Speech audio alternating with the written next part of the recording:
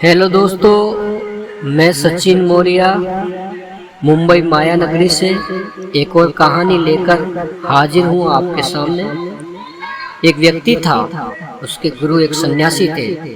वे व्यक्ति दूसरी दुनियादारी से उपसा गया था। वे गुरु की तरह ही दुनियादारी छोड़कर सन्यासी बनना चाहता था।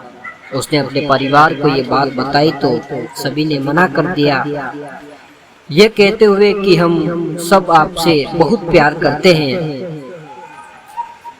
फिर उसने अपने गुरु को ये बात बताई, परंतु साथ ही कहा कि उनका घर परिवार, बच्चे और पत्नी उसे संन्यास लेने नहीं दे सकते, क्योंकि वे मुझसे बेहद प्यार करते हैं। गुरु ने कहा, ये किसी सूरत में प्यार नहीं है।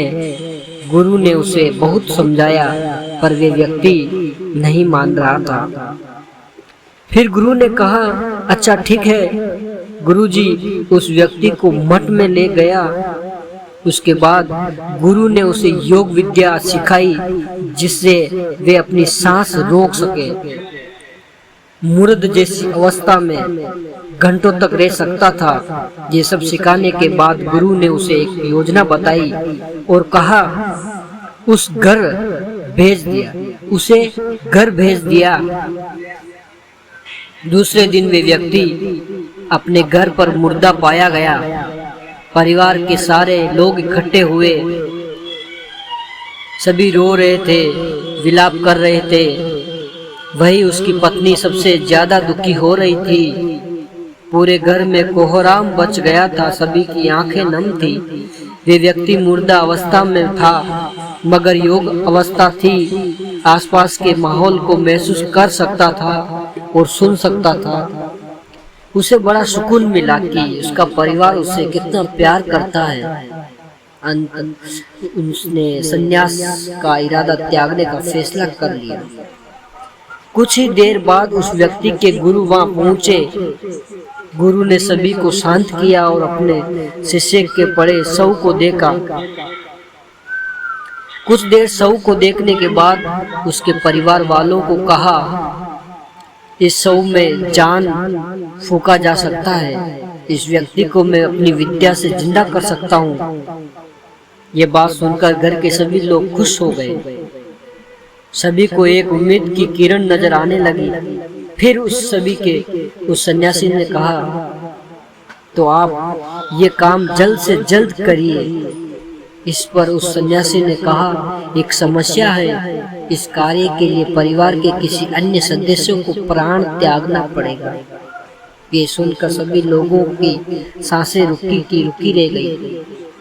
सभी ने एक दूसरे को देखा। सन्यासी ने परिवार के सभी सदस्यों से एक एक करके पूछा। किसी ने भी हाँ नहीं कहा। सभी ने अपनी जान की जरूरत पाई और अपनी जिम्मेदारी थी। सन्यासी ने फिर उस व्यक्ति की पत्नी से पूछा कि आप बहुत ज्यादा दुखी हो, अपने पति से बहुत ज्यादा प्रेम करती हो। उसकी पत्नी ने तुरंत जवाब दिया, मैं उनके बगैर भी जी सकती हूँ और जी लूंगी। गुरु ने उस व्यक्ति के बच्चों से भी यही सवाल किया। उनका भी जवाब नहीं ही था। फिर यही सवाल उस व्यक्ति के माता पिता से किया गया कि आप तो बूढ़े हो गए हो, आपके बेटे के अलावा शायद आप दोनों में से एक की जान चली जाए तो आपका बेटा जिंदा या जीवित अवस्था में हो सकता है। उनका भी जवाब एक ही था, वो भी ना में जवाब दिए। इसके बाद गुरु उस व्यक्ति के शव के पास आए और बोले, हे व्यक्ति, तुम उठ खड़े हो जाओ। ये व्यक्ति उठकर खड़ा हो गया। फिर उसके गुरु वहां से जाने लगे। उसने अपने गुरु को रोका और गुरु से कहा, मैं भी आपके साथ चलता हूँ। अब उस व्यक्ति को समझ में आ गया कि उसकी जरूरत उसके घर में कितना है। अब वे एक पल भी अपने घर में रहना नहीं चाहता था। इस कहानी से हमें यह सीख मिलती है कि आपके होने से किसी पर कोई असर नहीं पड़ता। जब तक आपकी जरूरत होती है आप सबको प्यारे लगते हो। जब आपकी ज़रूरत ख़त्म हो जाती है तो आपका आना और आपका जाना किसी महत्व का नहीं रह जाता। कहानी अच्छी लगी है तो आप मेरे चैनल को सब्सक्राइब करो, लाइक कमेंट करो और आगे से आगे शेयर करते रहो। मैं इसी तरीके से लेकर आता रहूँगा नई नई कहानी। जय हिंद, जय भारत।